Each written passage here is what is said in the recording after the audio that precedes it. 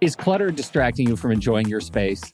You're going to tackle it head on with our July Decluttering Challenge. We start by decluttering just one piece on the first day and progressing each day until you actually end up removing 465 items by the end.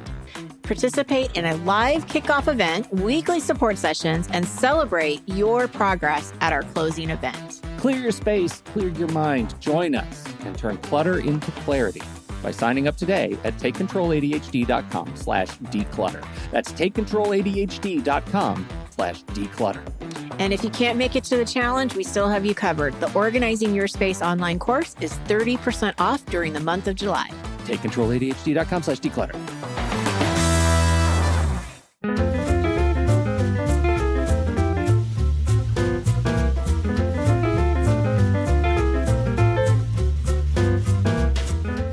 Hello, everybody, and welcome to Taking Control, the ADHD podcast on True Story FM. I'm Pete Wright, and I'm here with Nikki Kinzer. Hello, everyone. Hello, Pete Wright. Nikki, we have reached the end. We've climbed the mountaintop. We've reached the end of not only our 28th season of this show, but our three-part series on organizing.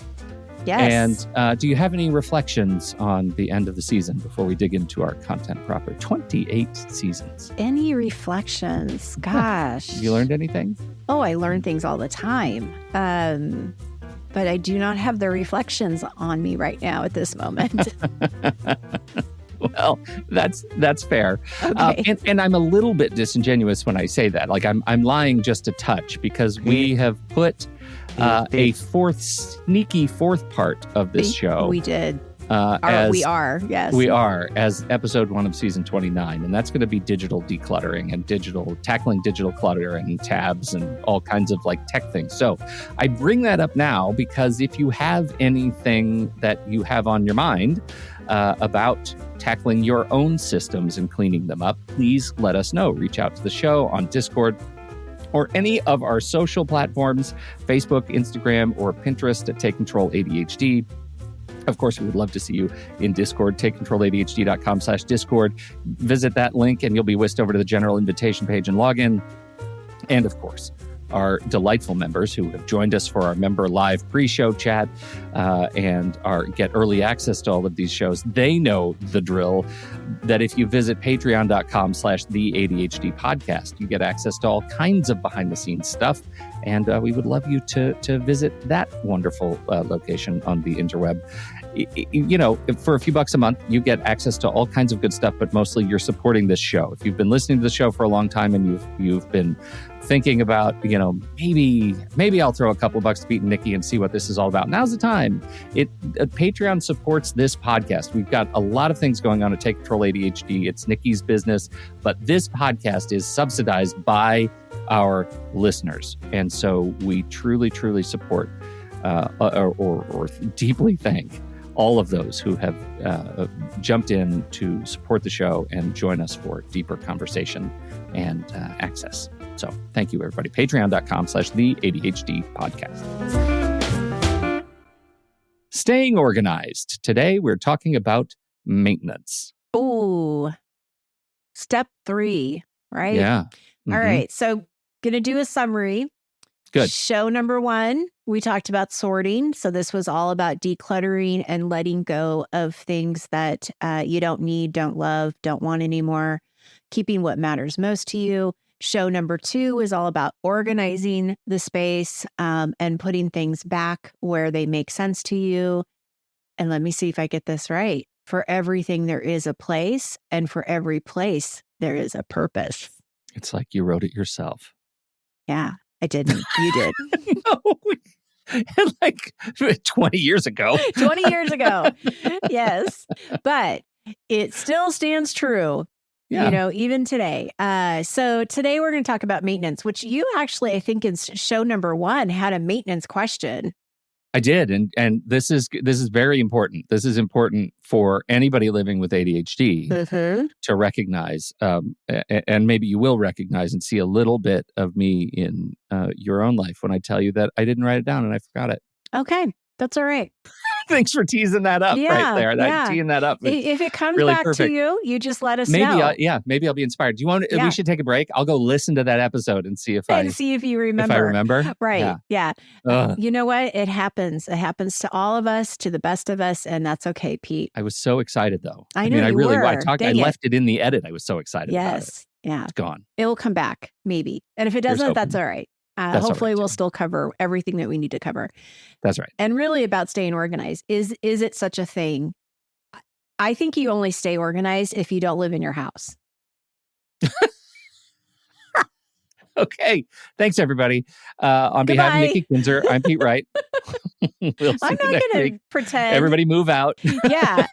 If you live in your house, it's going to get unorganized because we use our stuff, right? That's why we have it. That's why we decided to keep it, is because we use it or we love it or we, for whatever reason we want it. So, but it is also incredibly frustrating to, spend all of the time sorting and organizing, and then seeing that, a couple weeks later, it's back to where you feel like it was when you first started. However, I do want to say this. It gets easier. So it's still frustrating. And it's just as frustrating as when you clean your house. You really wish that your house would just stay clean. But it's the same thing with organizing, is because we use our stuff, we don't always put them back, and we have to maintain it. We have to keep paying attention to it. And when I say it gets easier, if you have gone through the process of, and let's just use one space, not like your whole house, but let's just say you went into your bedroom and you sorted everything and purged everything that you didn't need anymore. You assigned homes for everything. And now a couple weeks later, a month later, your room is a mess again. The thing is you going and cleaning it up this time is going to take you much less time than it did before. And you'll be surprised at how easy it is, because you've already made the decisions. You already know that this is something you want to keep. It really is just about maintaining the space and putting it back. So it's just about spending the time to put it back. Okay, so here's the thing. And who knows, this may have been what I was thinking about in show 1. Sure. Everything I say today may have been what I was thinking about in show 1. We'll never know. We'll never know. When I see a space that is cluttered and I muster the intestinal fortitude to tackle it and clean it and organize it, and then I let it go again, right? I may cognitively, like intellectually, know that it would be easier the second time, right? Easier the third time, even easier the fourth time. But what my brain does instead is it says, oh, well, you failed organizing that thing. You better just let it go. It's never going to be organized. You're never going to find what you need when you need it. Apparently, the purpose of that place is to just be disorganized. And I think that's a function of the ADHD lizard brain. That is just like, I'm going to let myself go blind to that thing. Well, and that's where I want us to, like, for the people that are listening to this, really listen to this. Reframe how you think about that, because it's not true. You are talking about a limiting belief and something that you think is true, but it really isn't. This space, if you want it to be organized, it can be organized. But it doesn't have to be this picture perfect organization either. Like, it can be on your own terms. And so again, we go back to function. Can you find what you need when you need it? Is it easy to get to? Is it easy to find? Is it not out of sight? It's in front of you. So we really want to challenge when that lizard mind starts to come, because it's not true. You can do it. You can get back on track. There's a corollary to that, which is, and I think we had a comment 2 shows ago about this, which was, what if that relates to this? I think I have a cluttered space, and one of the things that I use often is in that cluttered space, even though it doesn't necessarily belong there, and yet I have trained myself that's where that thing goes. So I can always find what I need if it's there in a pile of, whatever, old clothes to donate that I've never done anything with, but suddenly my meat thermometer is in there. I'll always go back and find it. And so that feels like I'm doing a disservice to the idea of my brain, aspiring to be more organized. I think you are being organized when you know where you can find it. So who cares where that is? Good. Okay.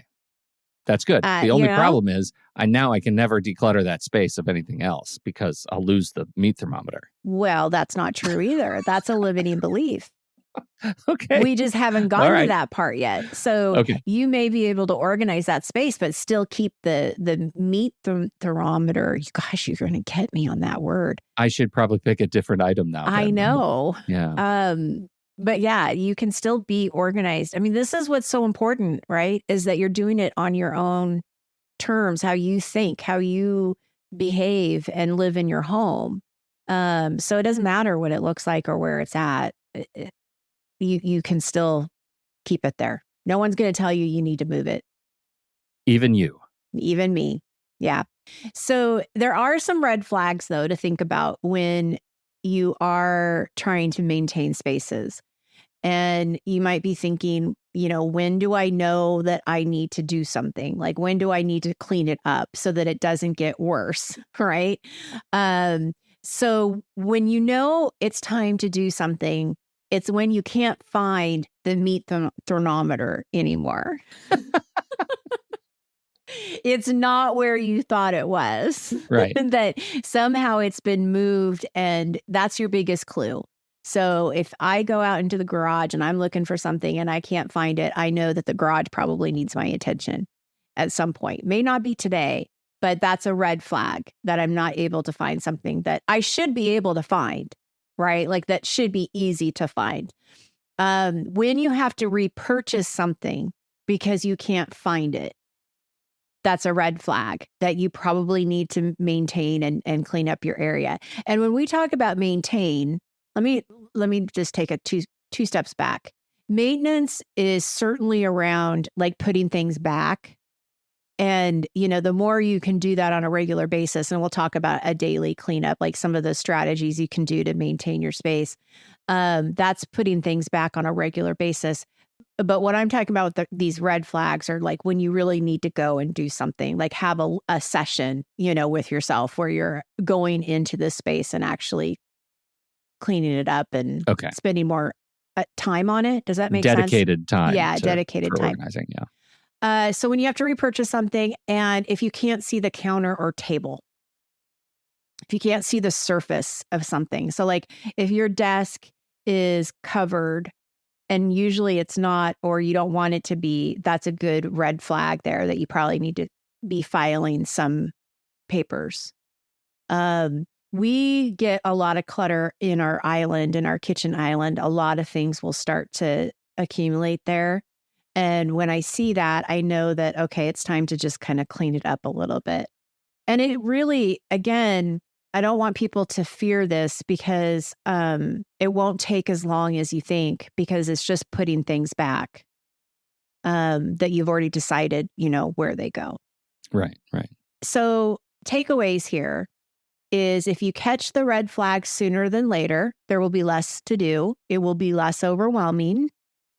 We want that focused time to clean up and put away, which we just talked about, that dedicated time to spend in that area.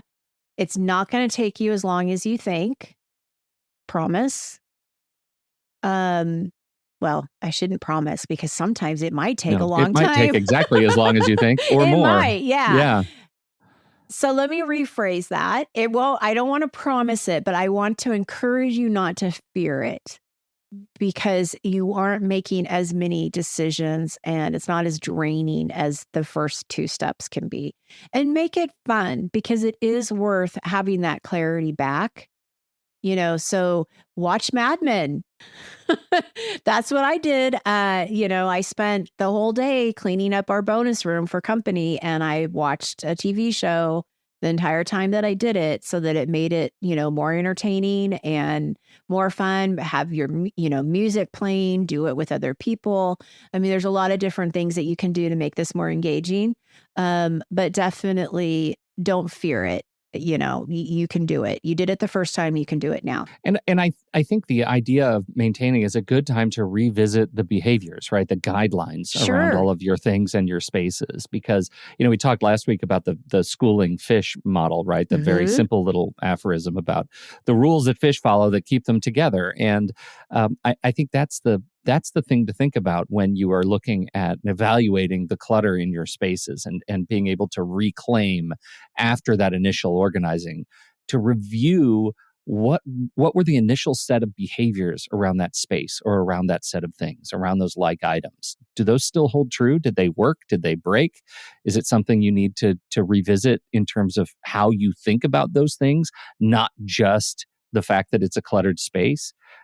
Because that'll help you the third time you declutter. And the fourth is to internalize the guidelines around those spaces. Absolutely. Yeah, great point. So we do have a few guidelines to follow if you like. The daily cleanup, I think, is one that definitely will help maintain your space. It's not always realistic. So I want people to, be flexible with this. If you don't do it, doesn't mean you failed. But whenever you do it is great. And it's not to necessarily finish cleaning up a space. It's just to get it started. So putting a timer on for 10 minutes and just putting away as much stuff as you can in that 10 minutes. You would be surprised at how much that makes a difference in keeping your home decluttered. I think doing a sorting kind of purging regularly makes a difference. And I don't mean like every month. I'm thinking every season, maybe every 6 months, once a year, maybe before Christmas or before I know at tax season, is the time you purge everything, like whatever makes sense to you. But decluttering on somewhat of a regular basis makes a difference. And that's where I want people to think about the declutter challenge, because at this moment in time, we're offering it 2 times a year. And so that's every 6 months. And it's just a great time to do it together and to do it with other people and to have those regular scheduled Saturday sessions to do this with other people. So, be thinking about how that could fit in. And it really does make a difference to do it with other people as well.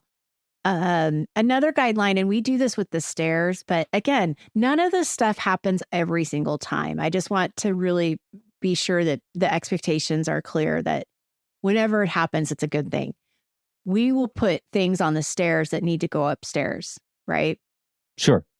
Sometimes they can stay on the stairs for a long time. Yes. And, that's just the way it is. And sometimes you start using more stairs. Yeah. For more stuff. Oh, yeah. Right. Oh, yeah. We've had stuff all the way, up the stairs. The thought process is that anytime you go upstairs, you're going to take something and bring it with you. Right. That's the behavior. That's right? the behavior. Guideline. That's the guideline.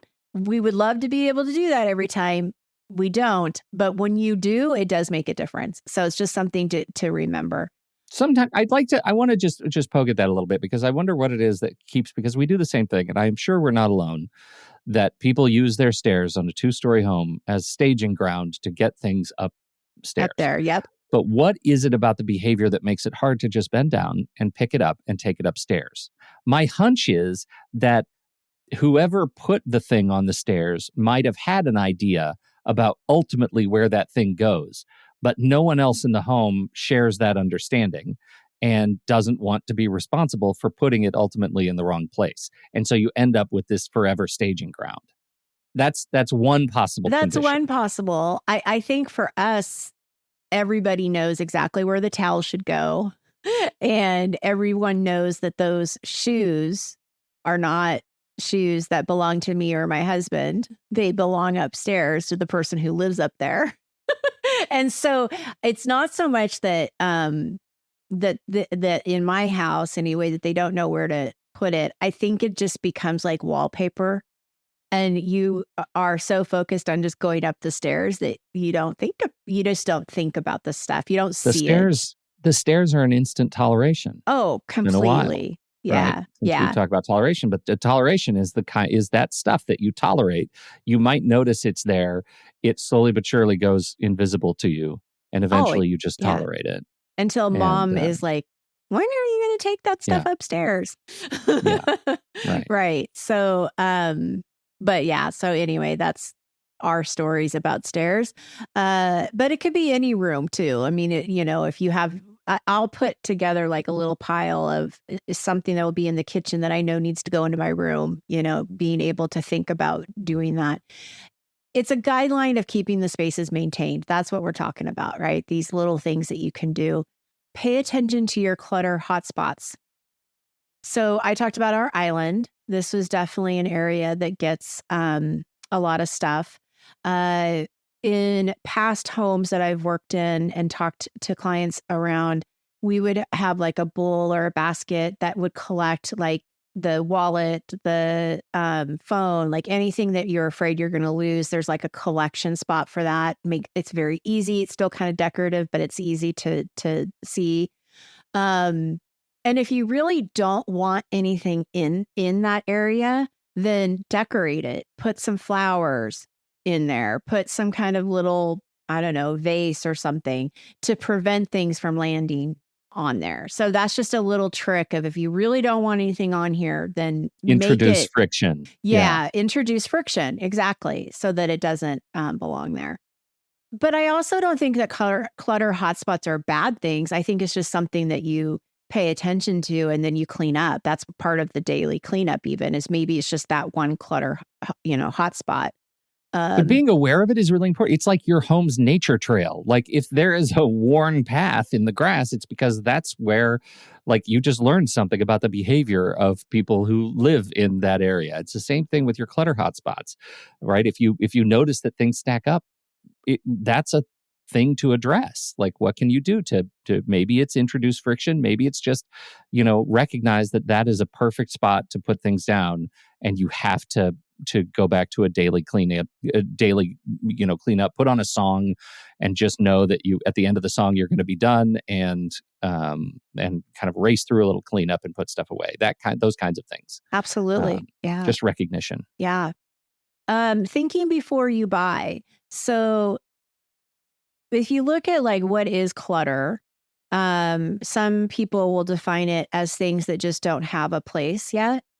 I think clutter can be anything, but clutter that stays clutter is probably an item that just hasn't had its home defined. So we want to think about when you're buying something and you're bringing it into the house, where is it going to go? And is it important? Like, and this can actually save you a lot of money too, right? So if you're on a budget and you're thinking about, what you really are, where you want to spend your money, we want to pause. We want to think about, is this something I really want? If it's a big purchase, give yourself some time to think about it before you go back and then later go back. I just laugh because I think this is such good advice. But then I think about how I went to go buy prom shoes with my daughter and came home with a puppy. So I feel a little weird talking about this, in all honesty. Because, wow, what bigger purchase is a puppy? I did that with a car. So, I think actually puppy is bigger, in terms of the commitment. But I see what you mean. I relate. It's great advice. Whether we live by it or not, I don't know. But it is something to think about. But if you are going to bring it home, like the car, probably had a space in the driveway. And boy, did we have home in our hearts for that puppy. So we had lots of room, lots of home that he is welcome in. So it is something to think about, like where things are going to go after you purchase them, even when they have 4 legs and they drive you crazy because they're a puppy. There you go. Amazing. This is great. So this is the end of our season. Yeah. And of season 28. We're taking a little break. We will be back after July. So July is our little break and reset month. And so we'll see you kind of early August. Stick with us. We're going to be doing some other fun things in the Discord server for members, patreon.com/the ADHD podcast. Make sure to hang out there. We're going to be very busy, but more news is going to come. Thank you, everybody, for hanging out with us this whole season. It's been a great season, and we look forward to picking up season 29 in July. Thank you, Thanks everyone. for your time and attention. And we make sure to head over to the Show Talk channel in our Discord server, and you can join us right there by becoming a supporting member at the deluxe level or better. On behalf of Nikki Kinzer, I'm Pete Wright. We'll see you right back here next season on Taking Control, the ADHD Podcast.